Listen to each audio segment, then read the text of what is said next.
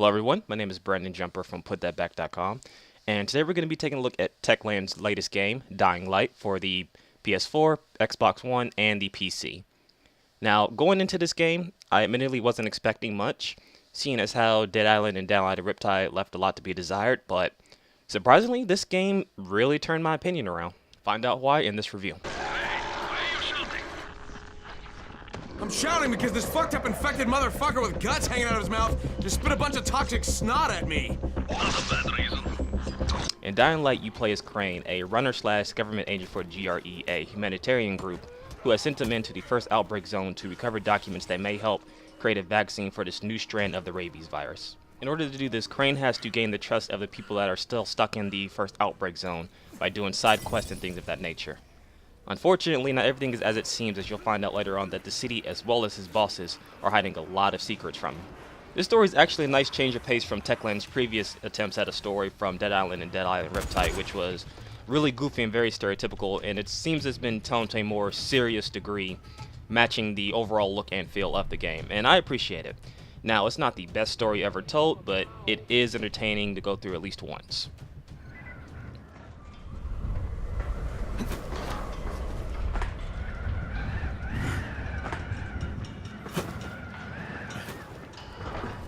When it comes to presentation, Dying Light is sort of a mixed bag.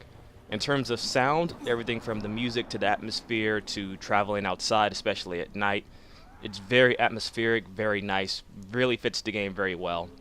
The cutscenes and the dialogue, however, are subpar at best. The only time you actually really notice the cutscenes is when the main character actually gets pissed at something. That's the only time you actually really feel that either they cared about the lines or they cared about the dialogue itself. But other than that, sound was okay.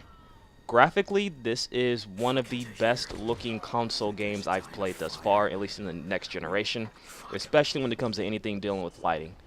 I can say, at least for me, that this game has some of the best lighting effects I've ever seen, especially when going through trees, the sunsets, at nighttime with the fires and the street lamps. This game really does nail down lighting. It's really, really nice to look at, especially when you're trying to travel to a safe house and you can see the sun slowly setting. And just, it's something that you have to see for yourself. Just trust me when I say this game definitely does lighting correctly, and it really brings a lot to the presentation of the game. The one small graphical issue that I can say in terms of presentation is a small amount of screen tearing on both the Xbox One and the PS4 version. This can be patched out later, but as of now it's just noted that there is a bit of screen tearing for both console versions of the game. And before I forget to mention, there is something that really does mess up the presentation of this game. Within every loading scene, you'll have the main character spit out dialogue that's at the bottom of the loading screen, and this happens every time you load in a game.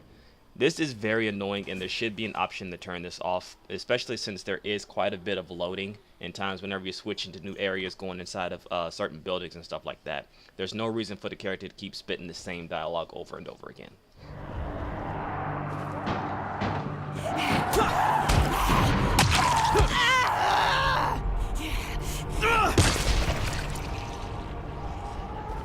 Arguably, gameplay is Dying Light's strongest feature. While it is similar to Dead Island and Dead Island Riptide in some aspects, it does enough to make sure it separates itself from its previous entities of this genre. The biggest part of the gameplay changes being the inclusion of parkour. This parkour system allows Crane to be able to run, jump, climb, zipline, and grapple away from zombies, which is very important when you get to the nighttime aspect of this game, which I'll get to in a second. However, in order to be able to do all this cool stuff, you need to upgrade yourself through the 3 skill trees that are available within Dying Light. However, in order to do some of these cool things, you need to upgrade the 3 skill points within Dying Light, this being the ability, the power, and the survival aspects of the game. In order to upgrade these, you need to actually do the activities within the game, such as if you want to have more ability, you need to actually parkour throughout the city. If you want to be stronger against the zombies, you need to actually fight zombies. If you want to be able to craft better at materials, you'll need to actually craft materials. So it's nice to be able to pick which type of character you want to play. You can mix and match, specialize in one area. It's really cool and a really nice addition to the game, and I enjoyed it a lot. Mentioned before, you need to get well acquainted with the parkour system in order to tackle the nighttime of this game. When it turns night, your ability powers are doubled and you actually get experience a lot more faster, and you can find a lot better loot at night. The flip side to this is there's a whole new zombie type that only comes out at night, which will pretty much destroy your face if you let it. Some of the biggest tension moments of this game is trying to find a safe house at night and knowing that my friend's on the other side of the map and I really can't help him because he's being chased down by the zombies that can kill him in 2 hits. This brings a lot to the risk versus reward feature that this game offers.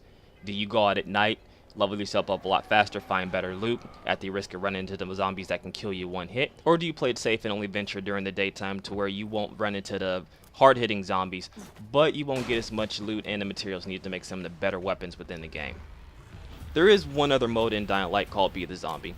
This allows the player to become the infected and hunt down 4 survivors, where the 4 survivors have to destroy all the hives and make sure that the hunter or the infected cannot respawn and kill them.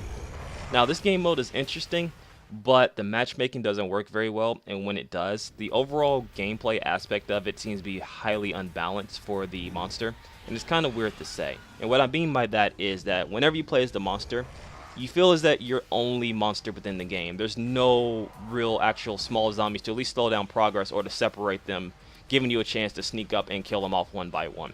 So you're easily ganged up upon, especially when you have people who have good communication. I think the concept of this mode is good, but the execution still needs to be worked out. There needs to be a few balance adjustments before I could say recommend you play and Be the Zombie mode. You follow their rules as thoughtlessly as you follow mine, like a good little dog. Look, we had a deal. Your people need the antizin. My final verdict for Dying Light is this. If you have 2 or 3 other friends that you want to play with, just go around having fun, killing zombies, Dying Light is definitely the game for you. It's a lot of fun, definitely worth the $60 price tag, something you can go in, have a lot of fun with, and come out knowing that you spent money on a good game. If you're going to go through the single player, I would wait for a bit of a price drop. It's still good single player wise, but it's highly recommended that you play this with at least 1 or 2 other friends. So that's my review of Dying Light. I hope you guys enjoyed it.